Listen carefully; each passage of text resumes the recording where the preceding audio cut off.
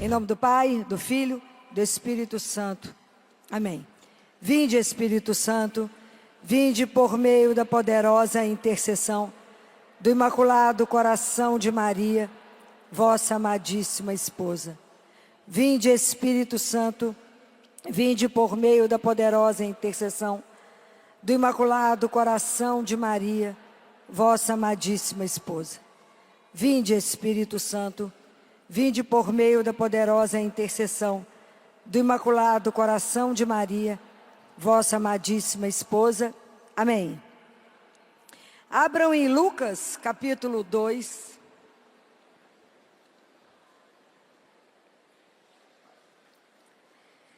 Versículos de 41 a 52.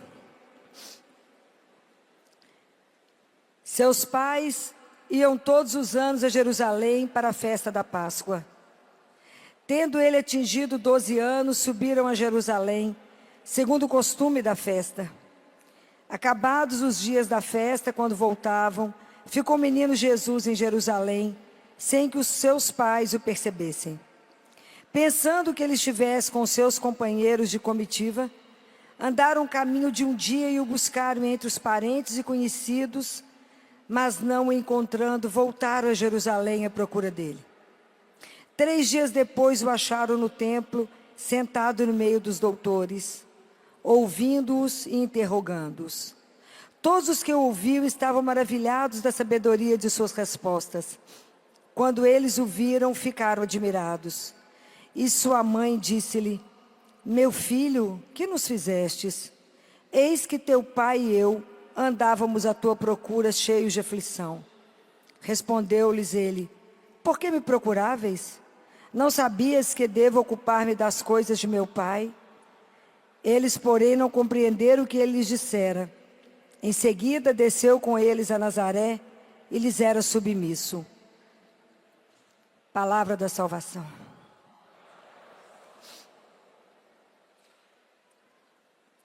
A educação cristã, criar os filhos de uma forma cristã, é hoje o maior desafio que nós carregamos. A sensação que eu tenho quando a gente cria os filhos de forma cristã é estar no barquinho a remo em alto mar, cruzando com os transatlânticos. Mas a gente vence porque no barco tem Deus e Nossa Senhora, senão não vencia. Essa passagem, ela é uma passagem muito interessante porque tem alguns pontos que a gente precisa conversar. Não posso falar com vocês de uma educação cristã sem que a família tenha uma vida espiritual. Vida espiritual significa que o casal tem oração individual, oração em família. Regularidade dos sacramentos. Eu não posso confessar uma vez por ano, só na Páscoa. Não posso. O que Nossa Senhora pede em Fátima é confissão pelo menos mensal. A confissão, a Eucaristia. Se eu pudesse dar um presente para cada um nesse mundo que está aqui, eu ia fazer uma intercessão tão poderosa se eu pudesse diante de Nossa Senhora e falar: concede a todo mundo que está aqui, ao mundo inteiro, a missa diária. Concede a graça de receber esse alimento do céu todo dia, que é a nossa força, que é a nossa luz, que é a nossa vida, que a gente vá se alimentar antes de trabalhar. Concede a cada um de nós. Isso é um presente que não tem preço. A gente ganha à medida que a gente pede. A gente então precisa da vida de oração pessoal, junto, o casal tem que rezar junto, visita, regularidade dos sacramentos, amor do casal e amor ao próximo. Então vamos conversar um pouquinho sobre isso. A maior riqueza que um pai e uma mãe pode dar para um filho é o amor que vocês têm entre vocês. Por isso que eu achei espetacular. Quando eu cheguei aqui, estava sendo preparado uma renovação do amor entre vocês. O amor do pai e a mãe é o alicerce da saúde emocional de um filho. Porque se a criança tem uma casa que é estável entre o amor do pai e do filho, da mãe, a criança é uma criança segura. Porque ela sabe que ela tem um ambiente seguro. tem o amor do pai e da mãe, que é a maior segurança de uma criança. Se numa casa alguém grita um pouco mais, é que o coraçãozinho da criança aperta e ela fica apavorada, porque tudo aquilo que eu tenho pode ir embora.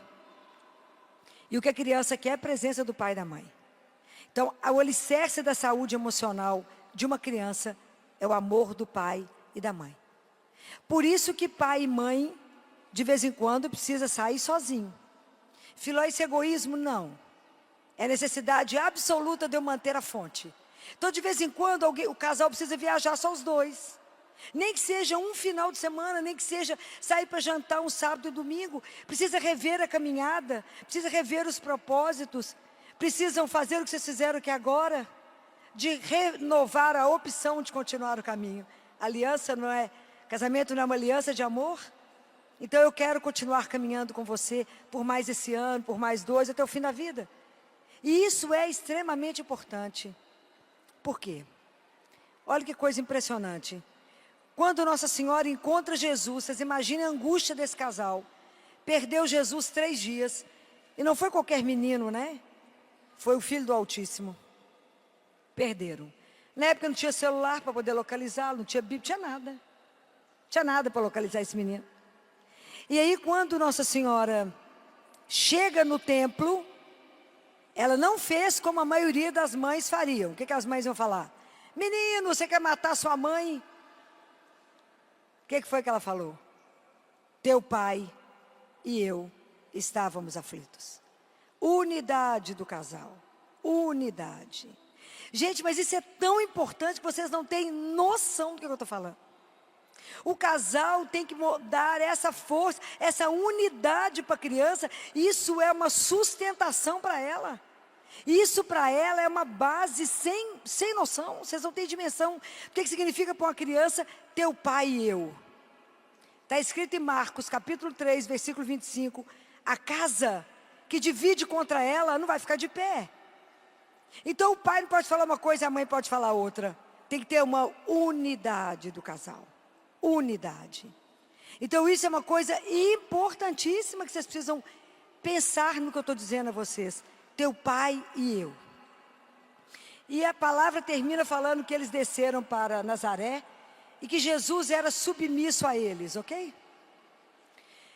Por que Jesus era submisso a eles? Porque primeiro, Nossa Senhora e São José eram submissos a Deus.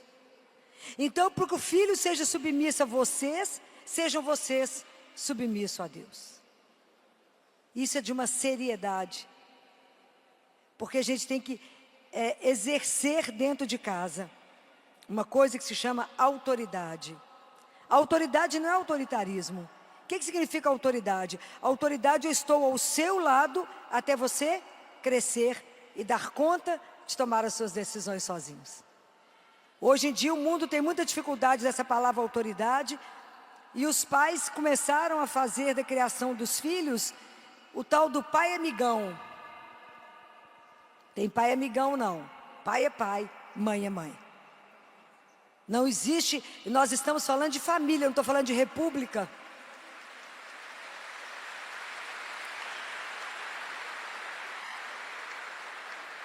Família é família, tem autoridade de pai e autoridade de mãe. A eles eu devo a minha vida, foi por através deles que eu vim ao mundo. Então eu tenho que ouvir o pai e a mãe dizer sim senhor e sim senhora. Não é essa confusão que está existindo hoje mais não. Temos que colocar as coisas nos trilhos. Precisamos ensinar a criança, precisamos dizer não à criança na hora que precisa ser dado. Tem um livrinho que eu gosto muito que é Firmeza e Ternura com os Filhos. A gente precisa falar simples, reto e direto. A linha é reta, a ordem dada é reta, com firmeza, não precisa bater em ninguém, mas a criança sabe o tom de voz. A criança precisa entender que dentro de uma casa tem uma hierarquia. Teve um casal que viajou muitos quilômetros para chegar no meu consultório. Sabe qual a razão da consulta? Estava a mãe, a avó e o pai. E um menino terrivelmente esperto de 5 anos de idade. Terrível, custoso. E eu tenho uma casinha grande no consultório, que os meninos brincam lá. Tem cozinha, geladeira, micro-ondas, o que vocês quiserem. E ele não sabia se entrava ou não na casinha me olhando. Doutora Filó, sabe por que nós trouxemos essa criança? Não. Falei, porque é saudável, né? Só de olhar fisicamente saudável. Por duas razões. Primeiro, ele só come, se na mesa tiver ligado celular, iPad e televisão. Falei, é mesmo? Ó, que encanto. Segundo, que ele agora tirou o pai da cama, o pai tem que dormir no sofá, ele dormia comigo. Falei, como é que é? Falei, quem que é o pai da casa? Tem pai dentro de casa? Ele falou, tem, então a partir de hoje só manda em casa, ou não? Só manda. Ele vai dormir no quarto dele, e ele me olhando. Ah, doutora, mas ele pode não dormir, que bom, ele anda a noite inteira, olha que espetáculo. Tranca a casa e ele anda, vai cansar e vai dormir. Se ele não estiver querendo no quarto, me dá, que tem muita gente querendo. A partir de hoje, o senhor dorme na sua cama, com a sua esposa, e ele vai dormir aonde ele quiser, ele tem um quarto. Quem manda é pai e mãe, não é menino. Presta atenção nisso. Aí, ele falou, e aí ele só come se ligar a tudo isso. Falei, então a partir de hoje, dentro de casa nós temos jejum, né? Porque se ele não vai comer, não tem televisão, não tem celular e não tem iPad diante do almoço. Prestem atenção.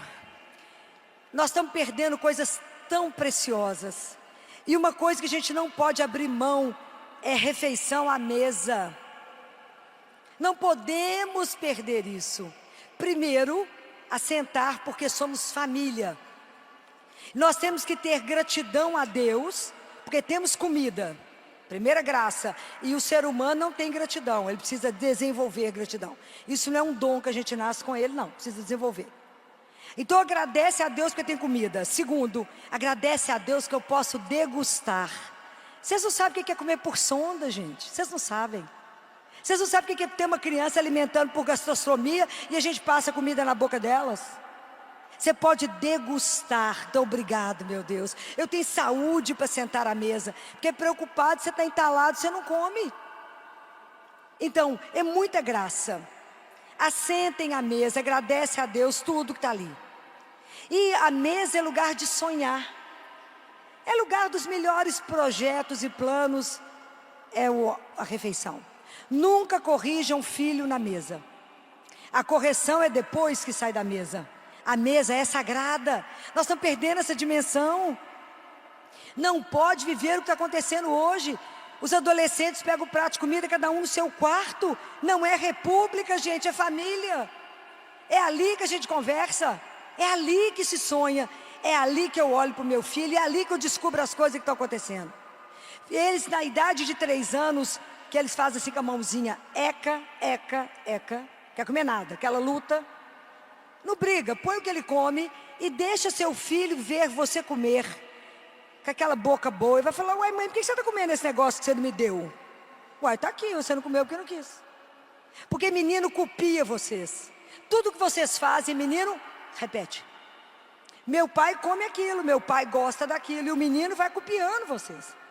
Então, mesa, refeição é sagrada. Eu não posso distrair com tela. Não posso distrair. É a hora que eu olho nos olhos do meu filho e vejo o que está acontecendo. Por que é importante comer à mesa? Porque eu não me alimento, não é só da comida que eu como, mas é da presença das pessoas. O amor me alimenta, me nutre. Então, se eu estou sentado à mesa com aqueles que eu amo, eu vou ser saciado. Compreendem? Nunca abram mão, porque são memórias olfativas. São memórias, a gente assenta à mesa e vai comendo o dia inteiro. Estou contando caso, não é assim? Contando caso, conversando. Não abram mão disso, porque isso vai dar fortaleza para os filhos de vocês. Uma outra coisa tão importante. Existe uma cultura pagã, que o filho já é toda bondade, é uma maravilha poder ter um filho. É maravilhoso ter filho. Mas o menino não vem bom. Não vem bom. Educação significa eu vou extrair de você o que você tem de melhor, que está escondido aí, você não sabe. É igualzinho pegar e fazer uma obra de arte. Você vê um bloco de mármore e fala, tem alguma coisa escondida aí, eu vou tirar. O filho não veio bom ao mundo, porque nós somos feridos pelo pecado. Então quem é cristão sabe disso. Nós somos feridos pelo pecado original. Então a nossa tendência é o egoísmo e toda espécie de mal. Não é brincadeira. Tanto que a luta que a gente faz com as crianças de 3 anos é, meu bem, empresta seu brinquedinho para o outro, e fala, não, é meu. Ô luta. Educar é um processo que só tem começo. Até na hora da sua morte, você no caixão, você vai estar educando seu filho. E nós temos que educar os filhos de forma que quando ele perder na vida, ele não se perca. Hoje nós estamos com uma geração que não pode ter uma brisa suave que quer suicidar. Meu namorado terminou comigo, vou suicidar. Falei, como é que é? Namorado na idade de vocês, vai 1, vem 18. É seríssimo. Os nossos filhos não estão preparados para nada. Não dão conta de uma frustração. Então eu tenho que formar meu filho internamente com firmeza, com valores. Como é que eu vou colocar nesse menino valores cristãos, virtudes? Como é que eu vou fazer ele ser um cidadão? Como é que eu vou fazer ele ser um homem temente a Deus, uma mulher temente a Deus, se eu não educar? Se eu não estiver do lado dele? Não tem milagre, não tem geração espontânea. Quando alguém falar com você, nossa, você deu sorte de ter esse menino. Sorte, joelho, né bem? Joelho. É muito jejum e oração para criar um filho cristão. Não é brincadeira. É uma luta diária. Educação é um processo contínuo. E educar nesse mundo pagão não está brincadeira. É um desafio de todos os dias. Não é fácil. Então, guardem isso, não terá geração espontânea se você não se envolver. E se envolver significa, não é ter um pouquinho de tempo com meu filho antes de eu ir trabalhar, nem à noite antes de ligar a abençoada da televisão. Que eu mando todo mundo desligar. Senão já não tem tempo. Eu vou dizer uma coisa para vocês, olhe para os filhos de vocês. Bota reparo. A gente só consegue ver quando bota reparo. É impressionante, tem que ser visto. Tem que olhar para o filho. Se eu não olhar, eu não vejo. Então presta atenção no que eu vou dizer a vocês. A gente começa a observar a criança pela forma como ela anda. O nosso pé não tem planta. Eu falo a planta do pé. E o pé, a planta, ela não tem que ter raiz para ela estar bem? Tem que ter raiz. Então, quando uma criança anda, se ela sabe ser amada, ela tem uma pisada forte. Aquela criança que anda na ponta do pé, não significa só que ela seja autista. Ela pode não se sentir amada. Ela pode não sentir que ela tem um lugar no mundo. E é como se ela entrasse escondida, como se não pudesse fazer barulho. Presta atenção nisso. Presta atenção na forma que a criança te mostra a vida. Porque quando você tem filho, o filho pega o espelho, vira para você e fala, assim que é você, pai, ó. Assim que é você, mãe, ó. Ele te mostra. Por isso é tão difícil ser pai e mãe. A parentalidade, ela é construída. Não se nasce pai, não se nasce mãe, mas torna-se pai e mãe. Com a ajuda de Deus, Nossa Senhora, hoje não dá conta. Não dá conta. Não é uma brincadeira. Pegar um bebê, e eu falo com os pais no consultório, chegou um mistério para nós. E nós temos que ajudar esse menino a ser um homem ou uma mulher como Deus sonhou com ele. Ô luta. É uma missão que a gente abraça com muito amor, mas é um desafio imenso. Imenso. Então, presta atenção nos filhos. Presta atenção. Olha o que está acontecendo com o seu filho. Quando o menino faz 3 anos de idade, 3 anos, eu falo com os pais, compra uma bicicleta para ele. É a idade de aprender a andar de bicicleta. Por quê? Porque andar de bicicleta é o primeiro treino de equilíbrio para a vida. E a vida, a gente precisa de muito equilíbrio, ou palavrinha, né? A gente precisa de equilíbrio para dar conta do mundo. E sem o equilíbrio a gente não dá conta. Como é que começa isso? Com 3 anos de idade. Nunca permitam, nunca, que um estranho tire a rodinha da bicicleta do seu filho. Por quê? Porque ele vai cair. A hora que você tirar a rodinha, ele vai cair. Vai cair, como na vida. Mas tem um pai ou a mãe que fala, levanta meu filho e começa de novo. E isso é para sempre. Levanta e começa de novo. Uma das conversas que mais marcou a minha vida com meu pai, eu devia ter quase 30 anos, quando eu estava preparando para casar. O primeiro que eu achei que eu ia casar, né? Porque a vida é cheia de ilusão. E aí, terminamos o relacionamento, ele quis terminar. E eu fui para casa chorando, evidentemente, minha mãe chorava, minha avó chorava. Meu pai fingiu que não percebeu a história. Almoçou, porque nada tirava o apetite dele. Almoçou. Quando terminou o almoço, ele falou, Filó na sala. A minha mãe ameaçou e falou, eu e ela. Não perguntou por quê, o que aconteceu. Falou, só quero que você escute uma coisa. A vida nos reserva coisas boas e ruins. Neste momento, a vida está te reservando uma coisa ruim.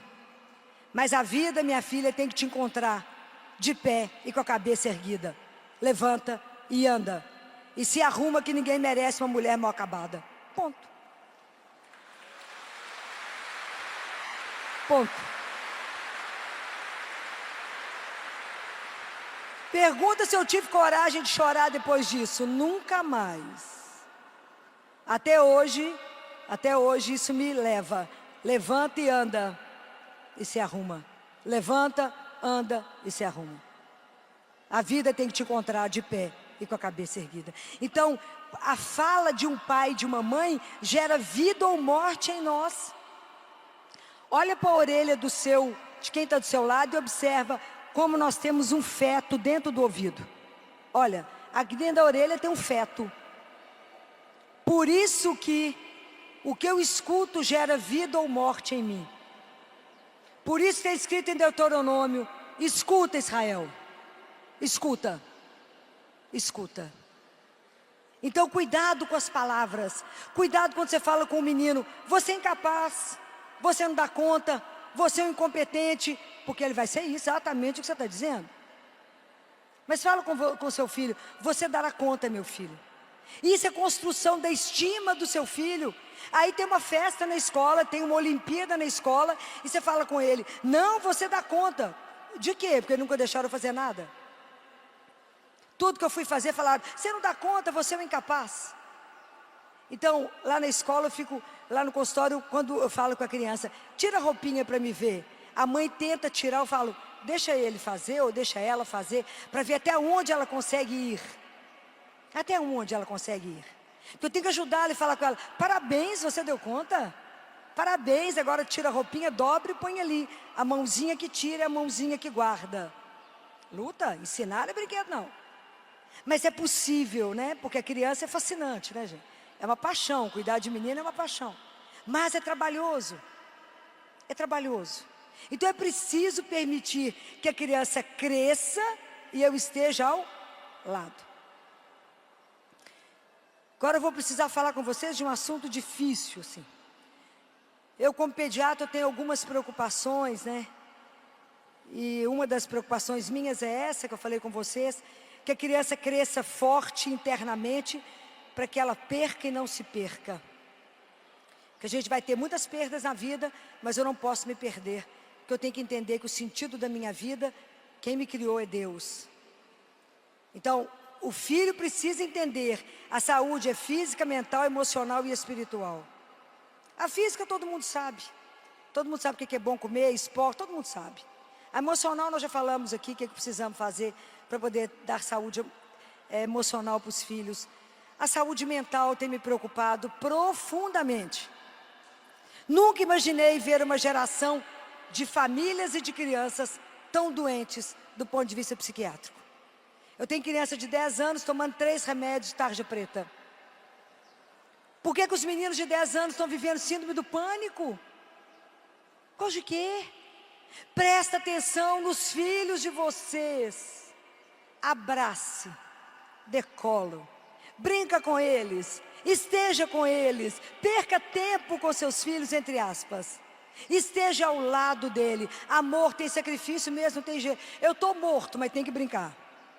Não tem jeito. Mas eu vou pedir a vocês uma coisa que é a minha guerra há anos.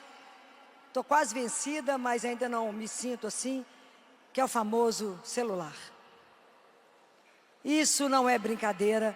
Tanto que a marca da Apple é o que mesmo? Uma maçã mordida. Eu nunca vi um plano tão espetacular para destruir a humanidade como o celular. A tecnologia, ela é maravilhosa, tanto que ela permite que a gente esteja aqui, milhões de pessoas nos ouvindo. A tecnologia é espetacular, mas ela é igual uma faca. Com a mesma faca que eu descasco uma laranja, eu mato alguém. Presta atenção quando eu dou um celular para um filho. Eu acho que criança não poderia receber celular. Eu pensava de Filó, que dia que eu vou ter celular? Falei, o dia que você puder comprar e pagar a conta. Eles querem me matar, todo dia no consultório. Mas não é brinquedo. Qual a necessidade de uma criança levar celular para a escola? A não ser ostentação.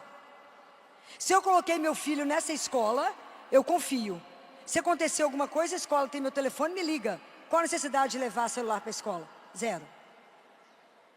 Presta atenção. Quando nós demos o celular para a vida do filho, é como colocar um menino num carro, sozinho a 150 km por hora. Eu dou o universo para ele, o universo. Então, antigamente me preocupava os adolescentes vendo pornografia. E eu falava com eles, vocês estão vendo pornografia? Não, tia Filó, mas esse fica mais vermelho que um tomate. Falei, tá. Mas a gente precisa começar a prestar atenção. Eu tive uma menina de 10 anos no consultório. E ela sempre foi uma criança que desde que nasceu, ela não deixava nem a consulta acontecer, de tanto que falava, mulher, né? Porque mulher primeiro fala, depois respira, né? Mas primeiro fala. E aí, ela chegou no consultório e a consulta, ela esteve muda. Eu falei com a mãe, o que está acontecendo com ela? A mãe falou, uai, nada. Nada? Por quê, doutora? Ela só veio para a rotina. Eu falei, ela está muda. Vocês não estão percebendo que ela está muda? Alguma coisa aconteceu com ela e não é boa. Que isso, Filó? Aconteceu alguma coisa com essa menina? Bem, tudo bem, ela não quis dizer nada, foram embora. No fim do dia, a mãe me ligou. Doutora Filó, eu cheguei em casa, falei com ela, a tia Filó está preocupada com você. Aconteceu alguma coisa? Ela falou com a mãe assim, a tia Filó está certa, mãe. A alma até sai do corpo da mãe na hora dessa e volta, né? Ela falou, o que aconteceu? Sempre tem um abençoado de um amigo ou de uma amiga, né? Uma coleguinha chegou na sala com um papelzinho e falou assim, aqui ó, quem quiser ver. Imagina, curiosidade. Aí deu para essas crianças o site, um site pornográfico, inclusive com sexo com animal. Menina de 10 anos viu aquilo, ficou tão em estado de choque, ficou muda. Então não é brincadeira, porque eu tenho, você imagina o que eu tenho que fazer? Hoje existe um trabalho para destruir a criação de Deus. Existe um trabalho para poder fazer com que você não entenda que você é filho do Altíssimo. É para tirar de você a beleza de ser filho de Deus. Então está mostrando só o pior. Eu tenho ficado preocupada demais com as crianças agora, é de 6 a 10 anos que estão vendo pornografia. Se vocês acham que eu estou louca, começa a investigar. É de apavorar o que eu estou assistindo. Outro dia lá no consultório, um de 8 anos, estava a mãe, eu, e ele sentado do lado da mãe. Ele levantou e falou assim, tia Filó, posso falar uma coisa? Eu até gelo, eu sei que não é bom. Ele ficou do meu lado e falou assim, lá na escola, um coleguinha falou que é assim, ó, empresta aqui, mamãe, seu celular. Se eu entrar aqui, tia Filó, e digitar assim, ó, X vídeos, olha o que acontece. Uma relação de filme pornográfico, que o menino ficou tão assustado que ele me mostrou. Pode imaginar? Isso ele tem 8 anos de idade. Isso é gravíssimo. É gravíssimo. Quanto prejuízo eu estou fazendo para a vida desse menino, para o futuro dele, não só agora. Por que nós estamos sexualizando as crianças antes da hora? Está errado. Outro dia uma mãe chegou no meu consultório desesperada. Ela não estava marcada, ela foi parar no meu consultório. Porque ela tinha um coleguinha na casa dela, que ela levou para brincar. E o coleguinha, ela levou, chegou no final do dia, foi levar o menino na casa dele. O menino na porta do prédio gritou para o outro no carro: ô fulano, quando você chegar em casa, baixa o filme que eu vou te mandar. Mãe é neurótica, mãe tem que ser louca, chata e neurótica. Se não for isso, não é mãe. Mãe tem que ser doida, senão não cria filho. Não tem jeito, não tem jeito. Mãe é aquela leoa, que a gente mata o mundo, mas salva o menino. Não tem jeito, não tem jeito. Chegou em casa, o menino falou: mãe, baixa o filme aí que o coleguinha mandou. A mãe não olhou o que era, baixou o filme. E aí, tanta coisa que uma coitada de uma mãe tem para fazer dentro de casa, que ela não prestou atenção. Aí, o celular estava jogado dentro de casa. Quando a menininha de 4 anos pega o telefone lá solto, faz assim, bateu na tela, abriu a cena de um sexo oral. Falou: mamãe, por que a moça está fazendo isso? 4 anos de idade. Isso é gravíssimo.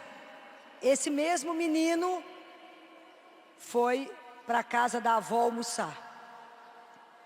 Ele não tem celular. Na casa da avó tem uma tia-avó que está com Alzheimer, começando a Alzheimer. A tia-avó fez o que com o menino? Deu o celular.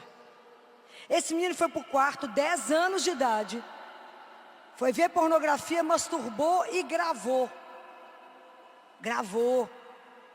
A tia-avó está mais, né? Não está entendendo nada, jogou na internet. Aí algum parente viu, falou: gente, o que está acontecendo? Até alguém ver, alguém descobrir, alguém apagar, 14 minutos rodou. Essa mãe foi parar no consultório porque ela enlouqueceu quando viu tudo isso. Não podemos dormir, gente, temos que vigiar. Se eu liberei a tela, eu tenho que ver o que está acontecendo. Eu tenho que ver o que está acontecendo. Não tem jeito. As crianças precisam de família, de esporte e de Deus. O que nós estamos substituindo aí, eu não sei. Então eu dou para o meu filho. Outro dia uma de 10 anos falou comigo assim: tia Filó, eu preciso de um iPhone 15. Falei: para quê, gente? Isso é seríssimo. E isso independe da classe social. Outro dia a gente estava olhando lá no hospital, o pai tomando conta da criança internada, 1 ano de idade, 1 ano. O pai no celular.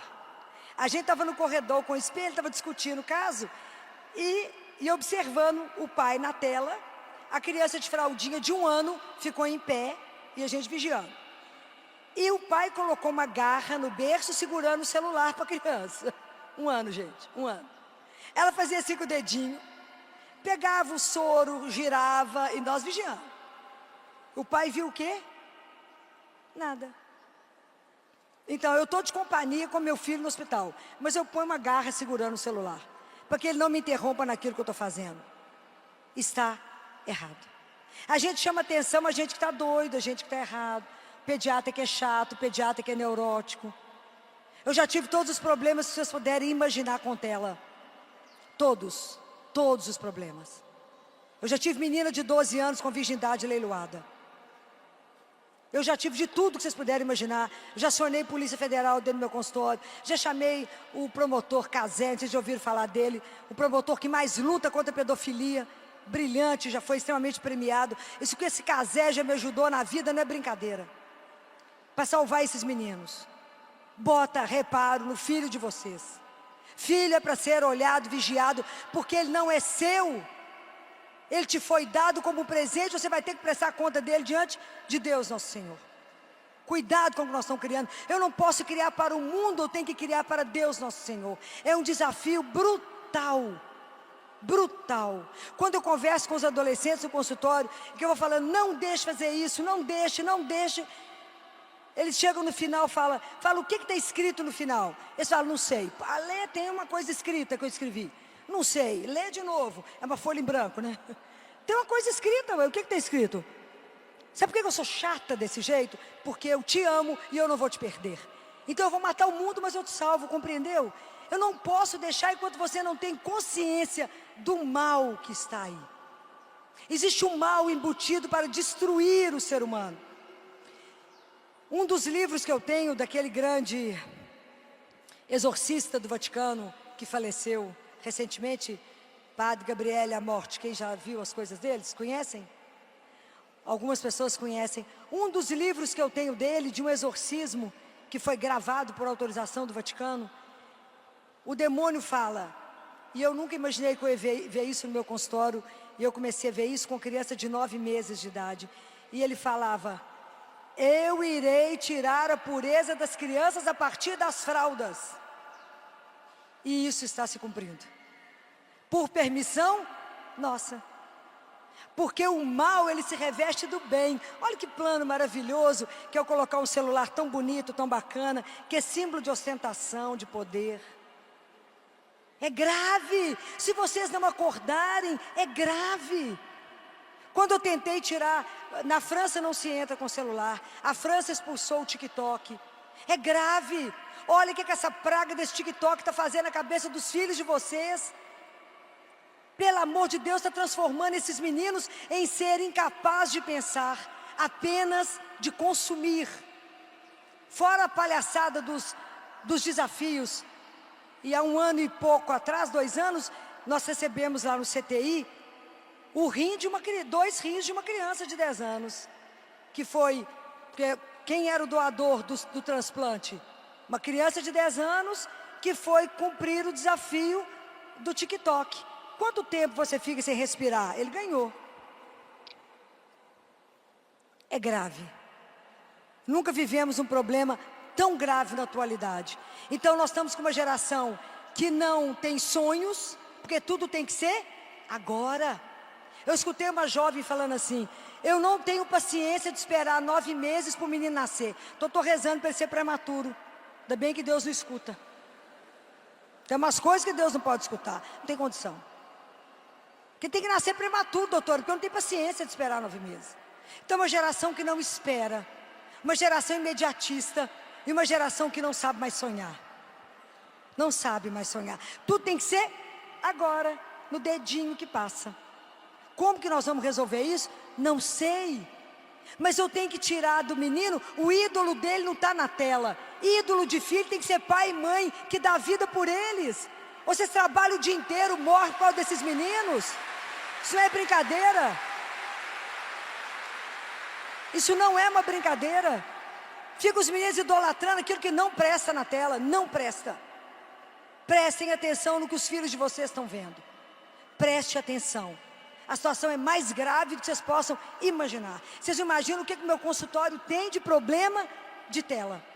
Insônia, menino que não dorme, menino com problema de escola, menino com queda. É seríssimas coisas que estão acontecendo. Nós precisamos de acordar para essa realidade que é dura. Eu brinco lá que meu sonho é todo mundo ser atleta. Eu não tenho nenhuma preocupação com medalha. Eu quero que eles façam esporte de forma que eles tenham compromisso, constância. Eles têm que estar sempre na escola, lá no esporte deles, várias vezes ao dia. A medalha é aquela que eu coloco no corpo dele. Não é outra coisa. Então é preciso que a gente preste atenção e se eu tiro a tela, eu tenho que substituir por alguma coisa. Existe um livro que se vocês não leram, vocês deveriam ler. Está na Amazon, custa R$ 44,89. A Fábrica dos Cretinos Digitais. Leiam isso. É estudo de um neurocientista francês, contando tudo que acontece com a criança com a tela. 1 hora de televisão, menos 17% de aprendizagem matemática. A Fábrica dos Cretinos Digitais. Você quer ter um filho líder? Dê um livro para ele ler por semana. Quer ter um filho que vai ser subordinado, alguém vai comandá-lo, ele não vai ser capaz de pensar? Dê tela para ele todos os dias. E você verá o resultado disso. É simples assim. Educação não é uma brincadeira. É um desafio? É um desafio. Mas presta atenção nos filhos. Há uns meses atrás, recebi telefonema de um pai, no domingo à tarde. Domingo à tarde, um pai me ligar, coisa não é boa. E esse homem me ligou chorando, falou: doutora Filó, a senhora não sabe o que aconteceu. Era um casal cristão, estavam rezando o terço em família todos os dias. E porque resolveram aumentar o tempo de trabalho, para aumentar o ganho, eles começaram a trabalhar mais e tiraram a oração, não é? Doutora Filó, hoje é domingo, e a minha esposa, eu não sei porquê, eu sei porquê, porque Deus fala com mãe, né, gente? Eu nunca vi mãe errar na minha vida, não vi ainda. Estou para ver uma mãe errar um diagnóstico. E ela falou com o filho assim: cadê aquela pomada que você me pôs doida para comprar, para passar nas espinhas? 13 anos. Ele falou: não sei, porque filho é assim, põe a mãe louca, compra pomada, usa uma vez, depois não sabe o que fez com a pomada, não é assim? É assim que a menina. Ah, falou: não sei, mãe, onde é que está a pomada. Essa mãe então foi pegar a mochila do filho. Quando ela pegou a mochila do filho, ela encontrou um fundo falso. O que eles descobriram naquela hora? Que o menino tinha se tornado traficante de cigarro eletrônico. A coisa não está brincadeira. Então, como eles aumentaram o tempo de trabalho, o menino ficava com a avó. Aí, em determinada hora, ele falava com a avó assim: ô vó, deixa eu ir na minha casa só um pouquinho, deixa pai, só um pouquinho. Era a hora que o motoqueiro ia levar para ele a encomenda. Não é brincadeira, eles dão nó em pingo d'água. Nó em pingo d'água. Falei com a família: mas vocês não estavam rezando o terço todo dia? Ah, doutora, paramos. É isso mesmo. Aonde sai Nossa Senhora, entra o pecado. Ela que eu falei com vocês ontem, que vai pegar os filhos de vocês e ajudá-los na criação. Porque é um desafio de todos os dias. Não é brincadeira. Não é brincadeira. Chegou no meu consultório um adolescente de moletom preto, com a cabeça coberta, eu já fico assustado. Já fica apavorado. A mãe sentou e ele ficou de pé. A mãe falou assim: doutora Filó, nós já fomos em 4 dermatologistas, 2 alergistas, e esse menino está com um problema na pele que ninguém resolve. Falei: tem uma coisa errada aí.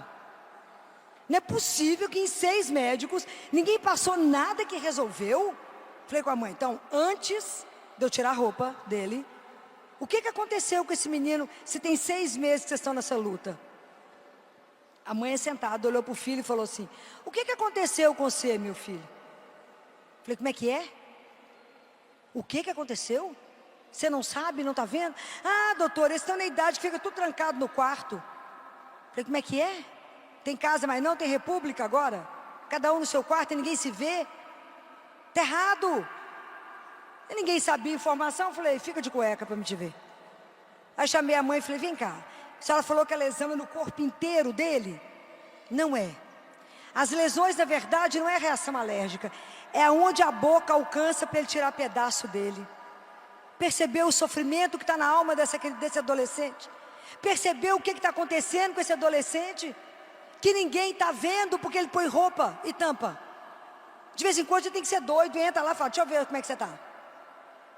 Bota reparo no seu filho, para que o mundo não roube o seu filho. Acorda enquanto é tempo. Não está uma brincadeira. E a outra coisa, que é um assunto delicado, que eu tenho que falar com vocês, é a pedofilia. É o abuso sexual, gente. Não é brincadeira, eu tenho muita criança abusada. Isso independe da classe financeira. Protejam os filhos de vocês. Protejam. Criança de 3 anos brinca com criança de 3 até 5. Porque por um mistério, até 5 anos, a criança é de uma pureza que me constrange. Quando ela faz 6 anos, ela põe o pé para o outro cair. É impressionante. Muda. É só começar a perceber o olhar dos meninos. Então, eu não deixo uma criança pequena brincar com uma grande sem o meu olho. Não posso. Odeio criança sentada em colo de homem que não seja o pai. Eu gosto de menino no chão, para que eu veja o que está acontecendo. Casa de vó é o maior palco de abuso. Porque casa de mãe é uma delícia, a gente chega e tira o sapato. Começa todo mundo a conversar e os meninos começam a brincar. A gente fala: ô, gente, vai brincar lá, ó, que vocês estão atrapalhando. É lá que acontece. Quantos meninos eu estou em tratamento psiquiátrico por causa do abuso lá? Quem abusa é quem está perto. O estranho não vai chegar. Já tive problema com tudo que vocês imaginarem. Olha, menina está de vestido, está de mini saia, ela tem que ter um short por baixo. Porque a criança não tem noção do mal. Mas o adulto que está aqui tem um olhar diferente do meu. Tem que proteger a criança. Nós estamos numa festa de piscina. Eu não tiro a roupinha da criança na frente de todo mundo porque ela é uma criança. Eu tenho que mostrar para ela que o corpo dela é sagrado. Então, se eu falo com ela, eu mostro. Então, ou se eu não for ao banheiro, eu ponho uma toalha, faço uma cabana, alguém entra e troca. Tem que ensinar para o filho que o corpo dele é sagrado. Eu não exponho meu filho de jeito nenhum. Eu não deixo filho dormir na casa de vizinho. Não posso. Ser chata, sou chata, louca e neurótica. Porque eu sei o que acontece depois. Não é brincadeira. O abuso sexual, ele é uma cicatriz, é uma tatuagem feita no coração de uma criança que só Deus pode tirar, mas ninguém pode.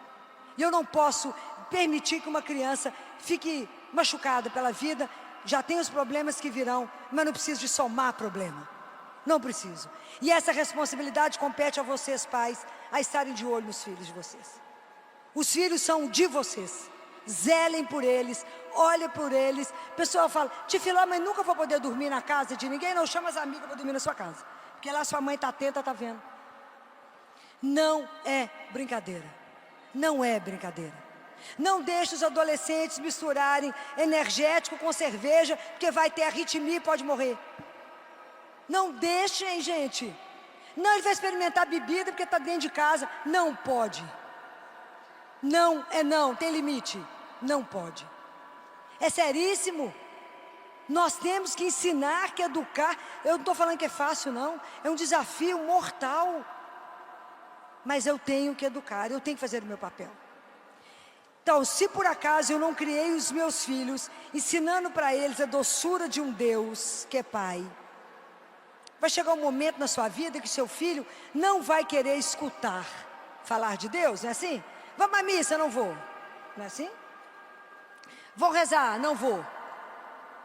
Então, quando os meninos não quiserem ouvir falar de Deus, vocês vão fazer uma outra coisa. Vocês vão convidar Deus para uma conversa.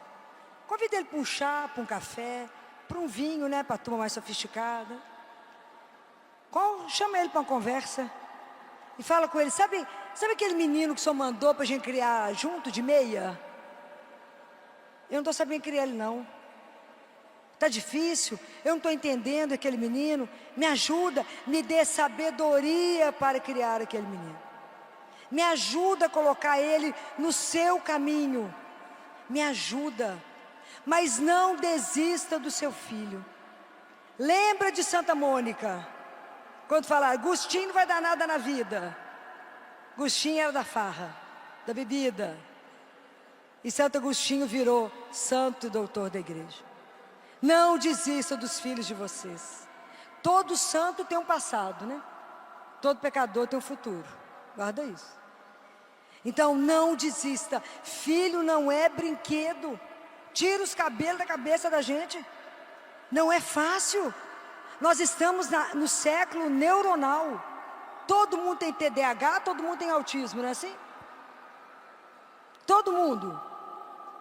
O que será? Onde que estamos errando? Aonde estamos errando? É preciso que a gente pense nisso. E eu queria dizer uma palavra antes da gente acabar para as mães que perderam seus filhos. É uma coisa tão difícil. E dizer para elas, para as que perderam os filhos em aborto espontâneo. Quem de vocês já leu o livro da Santa Faustina? Jesus um dia mostra para Faustina, lá no céu, fala com ela. Faustina, ela vê o pai e os anjos lá e fala, Jesus fala com ela, Faustina, quem são esses anjos agarrados nas pernas do pai? Aí embaixo, todo agarrado.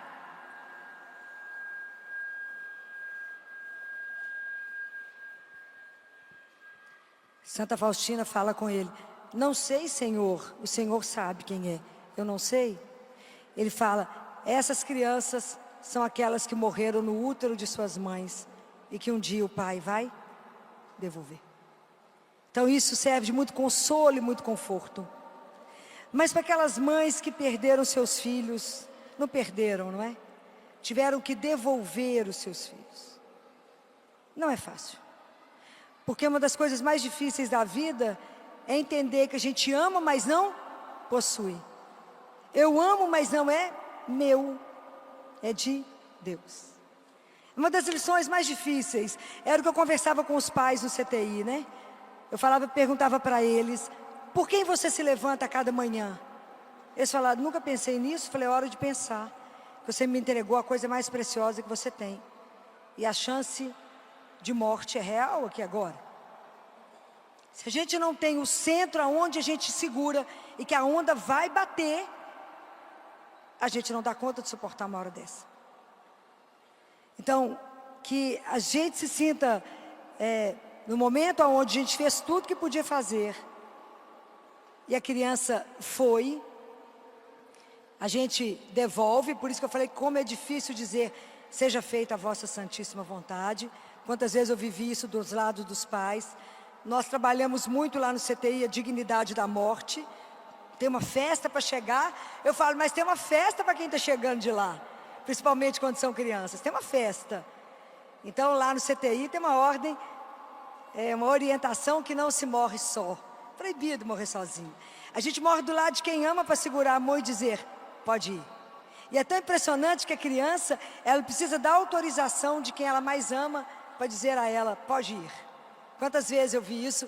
A criança gelada, a criança com frequência cardíaca de 40, esperando a mãe ter coragem de dizer: pode ir. Quando a mãe falava pode ir, o monitor zerava. Quantas vezes eu vi isso? Mas essa criança ficou conosco por um tempo, para ensinar o que precisava, e voltou. Mas de lá está cuidando de nós. De lá está intercedendo por nós. E o encontro está marcado. Essa é a nossa fé. Essa é a beleza da nossa fé. A certeza de um reencontro. Se eu não tivesse certeza absoluta disso, eu não dava conta de ter ficado no CTI 35 anos. Não daria conta de ter ajudado aquelas crianças. Muitas morreram comigo, abraçadas comigo, dançando com elas, sempre cantando com elas, sempre rezando com elas, batizando todas elas que não eram batizadas. Para que pudesse voltar para casa. Eu falava com os médicos: se a gente não pode devolver a saúde, que a cura é só de Deus, a gente pode dar para essa criança um prêmio incalculável. Nós vamos dar a ela o céu. Então vamos batizá-la, porque ela voltará para casa. É o direito dela de voltar para casa agora, não é?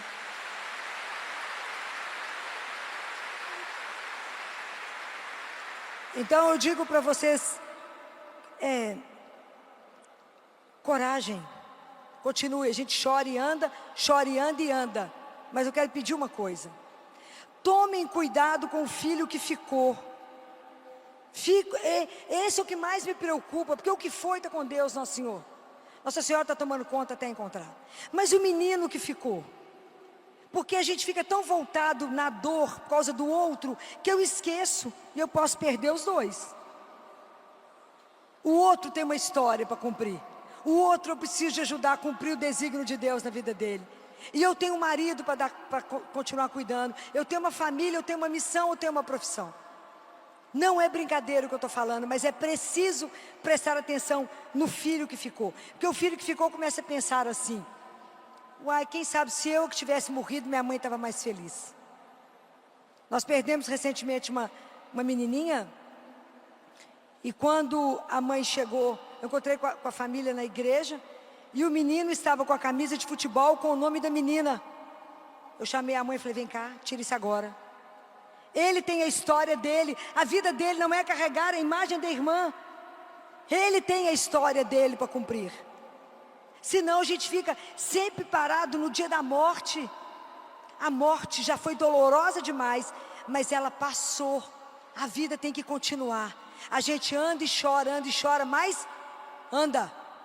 Anda, porque a gente não anda sozinho. Na certeza de que a vida não vai encerrar ali. Não vai encerrar. Não pode encerrar ali. Então eu tive a graça na minha vida, que eu pedi a Jesus essa graça, de acompanhar a morte do meu pai. Eu falava com Jesus: a hora que meu pai morrer, deixa eu estar com ele. porque eu não quero que ele morra sozinho. Eu quero fazer com ele o que eu faço com as crianças, rezar, só isso, rezar.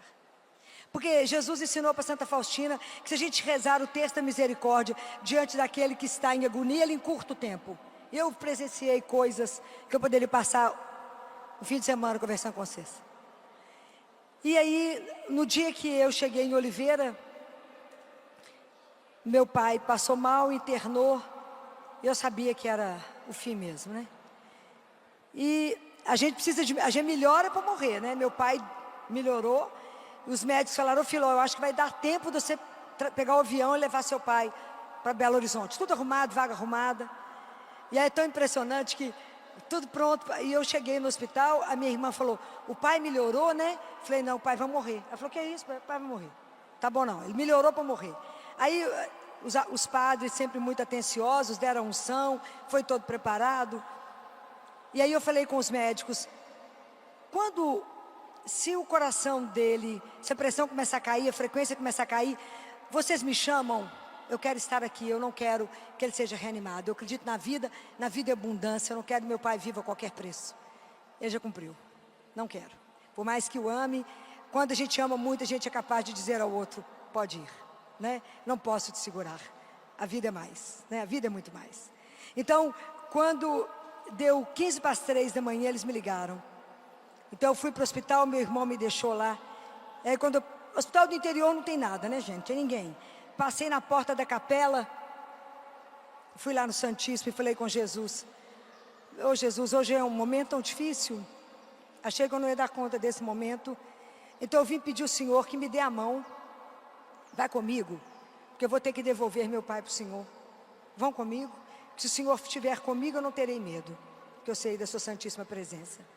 Então eu fiquei, quando eu cheguei lá, a pressão dele era 1, tomando adrenalina, dobutamina, que é a confusão de CTI.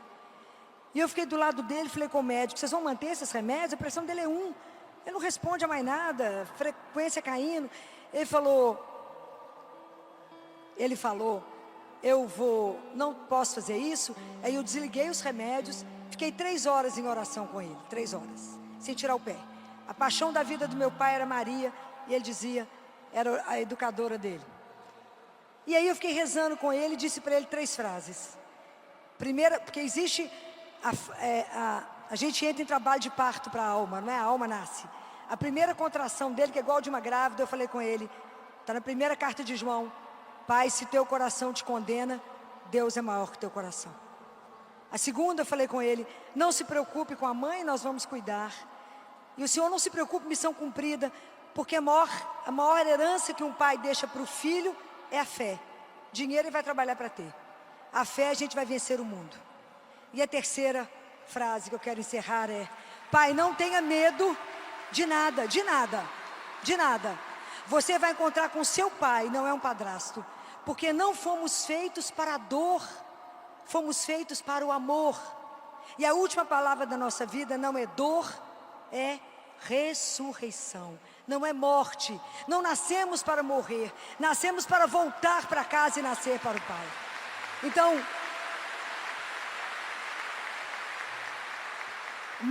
não tenham medo, não tenham medo de acreditar nisso que eu estou dizendo para vocês. A nossa vida é eterna. A proposta de Deus para nós é algo que a gente não tem condição de descrever o que tem preparado para aqueles que o amam. Então agora nós vamos receber aquele que é o autor da vida. E se existe um outro livro que eu posso indicar para vocês, se alguém não leu, o título é em latim, mas é claro que ele é em português, então eu não tinha lido.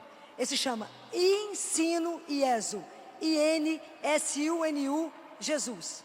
É de coração para coração.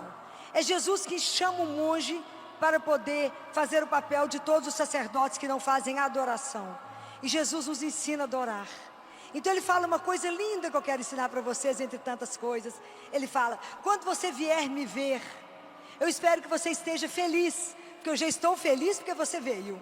Ele diz: e quando você chegar aqui, olha a frase, traga para mim os seus problemas, porque a solução eu as tenho. A solução eu as tenho. Não tente dar solução para Deus, Ele é Deus. E a outra coisa que Ele ensinou: quando você vier aqui me adorar, e quiser interceder por alguém, repita para mim o que foi dito quando Lázaro estava doente. E você vai dizer assim: Jesus, o meu marido, a quem tu amas, está doente. Não conte mais nada, não precisa. Confie no amor que eu tenho por ele ou por ela, e eu vou cuidar. E não fique preocupado com o que eu estou fazendo com a vida dele, porque preocupe somente com a sua alma, porque eu posso te chamar hoje. Então agora nós vamos nos colocar na posição para receber Jesus. Coloque seus problemas diante dele, todos os seus problemas. Coloque tudo aquilo que te angustia hoje, porque a solução somente ele tem. Vamos receber Jesus. Pode aplaudir esse momento.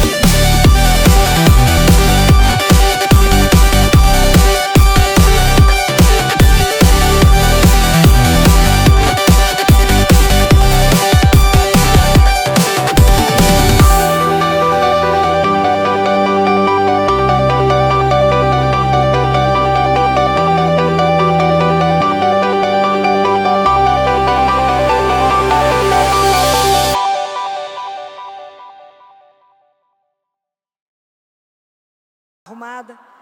E aí é tão impressionante que tudo pronto. E eu cheguei no hospital, a minha irmã falou: o pai melhorou, né? Falei: não, o pai vai morrer. Ela falou: que é isso? O pai vai morrer. Tá bom, não, ele melhorou para morrer. Aí os padres, sempre muito atenciosos, deram unção, foi todo preparado. E aí eu falei com os médicos, se o coração dele, se a pressão começar a cair, a frequência começar a cair, vocês me chamam, eu quero estar aqui, eu não quero que ele seja reanimado. Eu acredito na vida e abundância, eu não quero que meu pai viva a qualquer preço. Ele já cumpriu, não quero. Por mais que o ame, quando a gente ama muito, a gente é capaz de dizer ao outro, pode ir, né? Não posso te segurar, a vida é mais, né? A vida é muito mais. Então, quando deu 15 para as 3 da manhã, eles me ligaram. Então eu fui para o hospital, meu irmão me deixou lá. Hospital do interior não tem nada, né, gente? Não tem ninguém.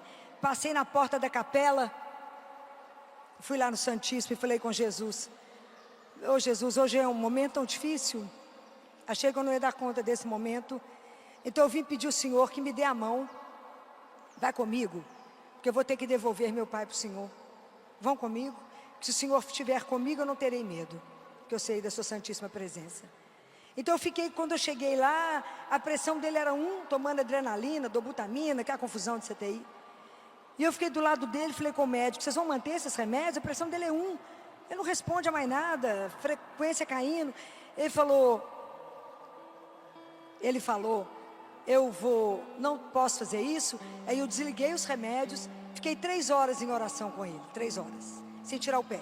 A paixão da vida do meu pai era Maria, e ele dizia, era a educadora dele. E aí eu fiquei rezando com ele e disse para ele 3 frases. Primeira, porque existe, a gente entra em trabalho de parto para a alma, não é? A alma nasce. A primeira contração dele, que é igual de uma grávida, eu falei com ele, está na primeira carta de João, Pai, se teu coração te condena, Deus é maior que teu coração. A segunda, eu falei com ele, não se preocupe com a mãe, nós vamos cuidar. E o Senhor não se preocupe, missão cumprida, porque a maior herança que um pai deixa para o filho é a fé. Dinheiro ele vai trabalhar para ter. A fé a gente vai vencer o mundo. E a terceira frase que eu quero encerrar é, Pai, não tenha medo de nada, de nada, de nada. Você vai encontrar com seu pai, não é um padrasto. Porque não fomos feitos para a dor, fomos feitos para o amor. E a última palavra da nossa vida não é dor, é ressurreição. Não é morte, não nascemos para morrer, nascemos para voltar para casa e nascer para o Pai. Então,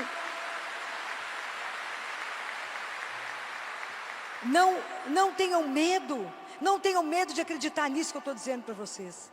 A nossa vida é eterna, a proposta de Deus para nós é algo que a gente não tem condição de descrever o que tem preparado para aqueles que o amam.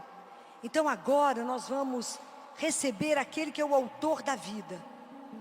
E se existe um outro livro que eu posso indicar para vocês, se alguém não leu, o título é em latim, mas é claro que ele é em português, então eu não tinha lido. Esse chama Ensino Iesu, I-N-S-U-N-U, Jesus. É de coração para coração.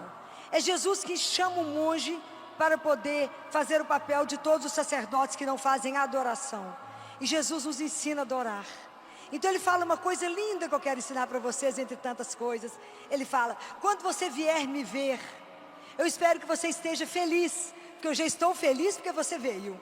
Ele diz, e quando você chegar aqui, olha a frase, traga para mim os seus problemas, porque a solução eu as tenho. A solução eu as tenho. Não tente dar solução para Deus, Ele é Deus. E a outra coisa que Ele ensinou, quando você vier aqui me adorar, e quiser interceder por alguém, repita para mim o que foi dito quando Lázaro estava doente. E você vai dizer assim, Jesus, o meu marido, a quem tu amas, está doente. Não conte mais nada, não precisa. Confie no amor que eu tenho por ele, ou por ela, e eu vou cuidar. E não fique preocupado com o que eu estou fazendo com a vida dele, porque preocupe somente com a sua alma, porque eu posso te chamar hoje. Então agora nós vamos nos colocar na posição para receber Jesus. Coloque seus problemas diante dele, todos os seus problemas. Coloque tudo aquilo que te angustia hoje, porque a solução somente Ele tem. Vamos receber Jesus. Pode aplaudir esse momento.